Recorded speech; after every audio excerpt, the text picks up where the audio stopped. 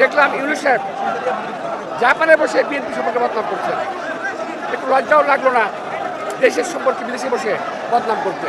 তিনি বললেন একটি দল নির্বাচন চায়। আর আমরা বলতে চাই একটি লোক নির্বাচন চায় না, ছিল ইউনূস, একটা ইউনূস। সংস্কার করতে করতে বর্তমান সরকার বিদেশ থেকে বহু লোককে আমদানি করেছেন সংস্কার করার জন্য।